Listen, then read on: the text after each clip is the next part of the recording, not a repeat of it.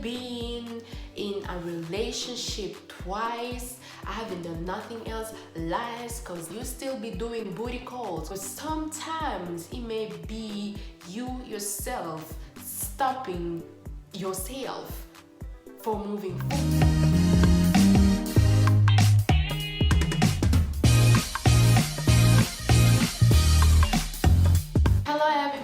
Welcome back to the journey of a believer. I am back, guys. I've been gone, but I'm back, and I have good videos coming out. So make sure that you subscribe. Make sure that you click on the bell so that you will get notification when I upload a video. So what I'll be talking about today is the presence of God in our life. Why we need the presence of God? Because we know, I think everybody know, every believer know that God is always with you. Wherever you go, He is with you. The reason why you are breathing is because He's with you.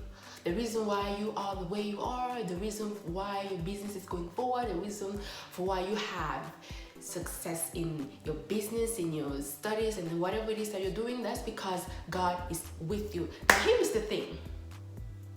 Just because He's with you doesn't necessarily mean that you are with Him. Because you know it. You know if you are in the presence of God. You know if you are doing things that are pleasing Him. You know if you are on the right track. And you also know if you are just completely God-like. Like you don't have no relationship with God. You know whether you have a strong relationship. You know whether you don't have a strong relationship. You know whether you are walking with Him or without Him. It's really that simple. You know it. Because as a believer, you know that it is important to have God in your life. You know that you cannot say that you are a believer, and when someone asks you, oh, so you have God in your life, and then you be like, no. And then someone else comes by and be like, oh, so you kind of like, you walk with Him on a daily basis, you do everything with Him.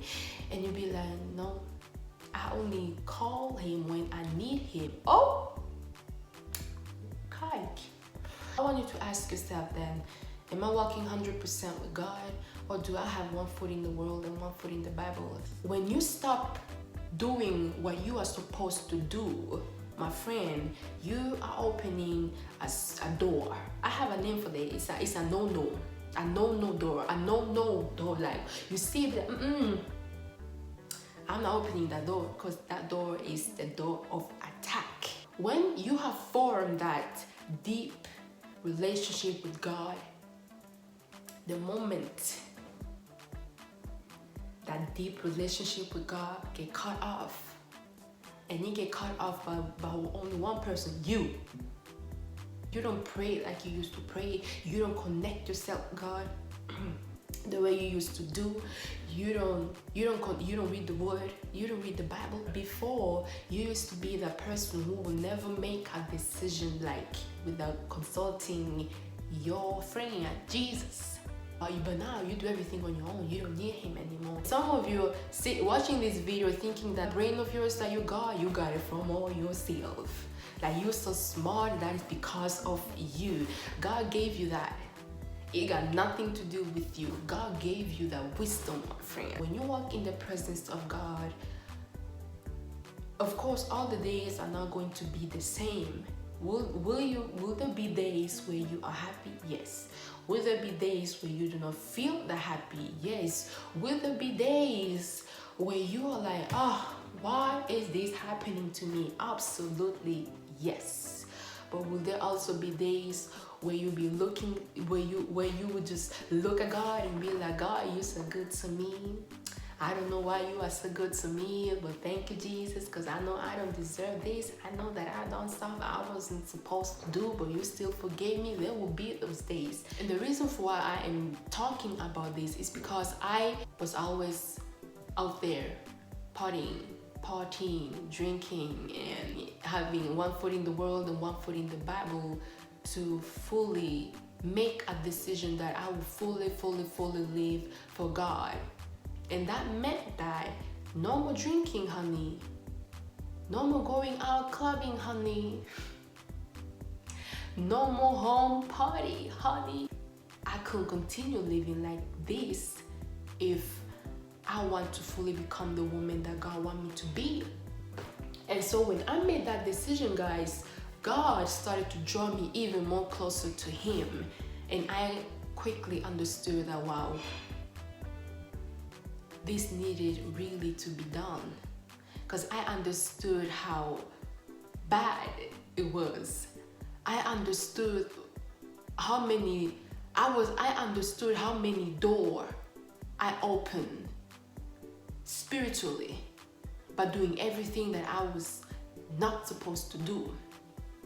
I understood how me opening those doors affected my life. Instead of going forward, I was basically just there. I was stuck. And so when I made that decision to fully live for Jesus, things started to change because I was then fully living in His presence. So what is it that you are doing, my friend? What is it that you are doing that are making you just stuck? Like for 5 years you've been there in the same place. For 5 years you haven't grown spiritually. You're just there, a baby. Sometimes people think that, oh, it's the devil. Oh, it's the enemy. Oh, it's the attack. But sometimes it may be you yourself stopping yourself from moving forward because of the things that you are doing, because of the way that you are living, and can also be because of the people that are around you. Ask yourself, what is it that I'm doing? Like, what is it that I am doing? Why am I not moving forward? Well, maybe it's just because you have one foot in the world and another foot in the Bible. You're not fully living for God. And that's the funny thing, because people be like so mad, like, oh God, why are you letting this happening to me? I've been going to church. I have been living the way I'm supposed to live. Lies, because every Saturday you go out clubbing. I've only been in a relationship twice. I haven't done nothing else. Lies, because you still be doing booty calls. Been nothing but faithful to you. Lies, because you be talking to 3 or 4 girls at the same time. You see we're doing, so you have to check yourself. Am I living right?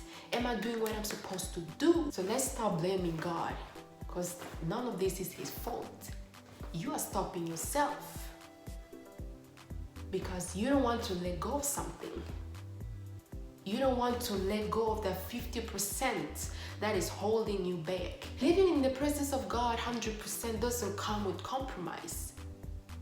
It just basically means that you are in His presence 24/7, doing what pleases Him. Now, I want us to just stop right there, because I don't want you to think that living in the presence of God will make you a perfect person, because at the end of the day, we are still human. At the end of the day, we will make mistakes. At the end of the day, we are not perfect. But living in the presence of God will make you become a better version of yourself every single day. So I want you to live in the presence of God, knowing all that. I remember there was a time where I was so far from God. Guys, I didn't pray the way I used to pray. I didn't even read. Did I read the Bible at all? Yeah, I read the Bible when I was about to sleep. And it wasn't the whole chapter. It was like only like a few verses or something, and that was it.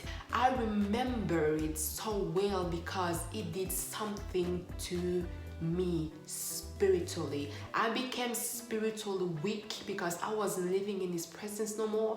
I became like, I felt this heaviness in me because I wasn't where I was supposed to be. Because you see, before that, I was this close with God. I would pray, I would fast, I was just happy, I had joy in my heart. The further I got away from God, I was getting spiritually attacked, guys. It was awful. It was awful. I never want to go back there. No. I never want to go back there because it was something that I hadn't experienced before. I remember one afternoon I was so tired and I was like, let me sleep for a little bit. And so I fell asleep. And when I fell asleep, I heard a voice. I heard a voice say, my child, where are you? I woke up. I was so scared. I can laugh about it now, but then I was not laughing. I was so scared. I was like, because I knew that I wasn't with him anymore. I knew that I was so far away from his presence, and God did not see. He did not see me where he used to see me. I wasn't there. That scared me. And so I woke up and I was so afraid because I knew that I wasn't where I was supposed to be. And so I said, God, I am coming back to you. God, here I am. I am coming back to you. And so your girl started praying again. I was on my knees, asking for forgiveness, asking God to forgive me for letting that distraction get me away from him. I was asking him to forgive me for not being in his presence. I just pray that it will make you understand that without the presence of God, you will be lost. Without the presence of God, you cannot become the woman or the man that God created you to be. That's it, guys. That's all I had for today.